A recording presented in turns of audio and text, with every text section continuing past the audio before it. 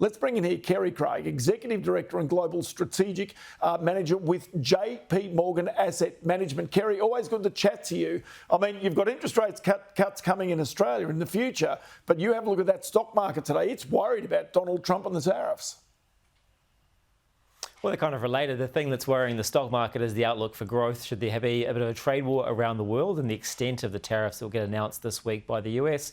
And that's what's been reflected when it comes to the money market and rate outlook in the RBA. They're worried that, there'll be a need to cut rates further and more aggressively than they thought just a few weeks ago. And so you get another 3 rate cuts being priced in. It's all about those growth concerns that are building off the fact that we have a lot of political noise coming from Washington that has an impact around the world. So I'm kind of interested because when I've seen S&P Global Ratings and others and their assessment of the impact of Donald Trump's tariffs on Australia, it seemed to be relatively negligible. So is it that Australia gets caught up in a broader global problem in terms of the economy, or rather than something that's more isolated to Australia itself? Yeah, there's a couple of mechanisms in play there. I think the first is that, Australia is one of the few countries which actually trades more with the US in terms of we buy more from them than they sell to us, or sorry, that we buy other way around. And so we have actually a surplus where most other countries have a deficit. That does mean we're probably lower down the risk of having those tariffs applied to us on a broad-based measure. And we have that free trade agreement, which means that difference in tariffs is virtually zero between the US and Australia. I think where it does start to impinge a little bit is when we see some of these sector-specific things come in, such as autos, automobile parts. If we see further announcements around pharmaceuticals, that could start to have an impact on Australia. Or even if it starts to head towards things like copper or even maybe beef, that was where we'd really see some of the pain come through. But it is a more indirect measure that's going to impact Australia when we think about the global growth slowdown that could be implied by this trade war should it kick off. And that's really what we saw back in 2018-19 when this happened last time. But what we have now is a much more exaggerated case of that because the tariffs are so much broader and the numbers are so much bigger. Okay, bring it back home a little bit because I talked about the Reserve Bank and the new Monetary Policy Board that makes its first decision tomorrow.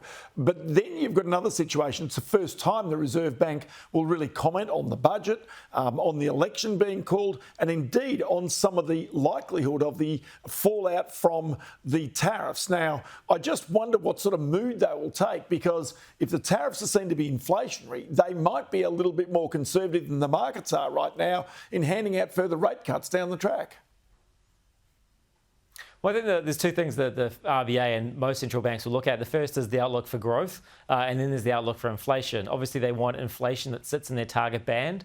They got a February inflation report, which showed that inflation was, 2.4% year on year in February, so almost close to the middle of their target band. That'll tick a box for them. But they're probably more worried about the downside risk to growth, which sees them having to cut rates more than they're thinking about, rather than the upside to inflation, because they'll see that inflation as something that's really out of their control. They can't control the level of tariffs. They can't control the supply in the economy. All they can do is try and influence demand by changing the value of the cost of money by increasing the cash rate. It's more likely if there is those global growth concerns, they'll want to ease policy further to ensure that Australia has some resilience against that growth slowdown. And they can do that because currently the interest rate policy in Australia is restrictive. It is holding back growth a little bit as they've only just got back inflation into that band and back in control. And so what's your own sense about this? The markets say 3 rate cuts by December this year. Is that pretty much in accordance with where you see the Reserve Bank's trajectory of rate cuts? Yeah, we've been calling for 4 rate cuts over this cycle. We've already had 1, so we do see 3 more coming through this year. We think they'll do them every quarter in line with when they release their economic forecast, and that brings you down to a policy rate of 3.35%. It's all about where you are relative to that policy rate, which is neither inflationary or expanding the economy or pulling back on the economy. And when you get down to that level, you're getting pretty close to it. So we do think they'll push back towards that neutral rate over the course of this year. But as for tomorrow, I don't think they're going to give away anything when it comes to the policy outlook or the outlook for policy decisions that come from either the Australian election or what we hear off overseas. I'll tell you what, Kerry, always great to have you in the program with JP Morgan Asset Management. Have a great day.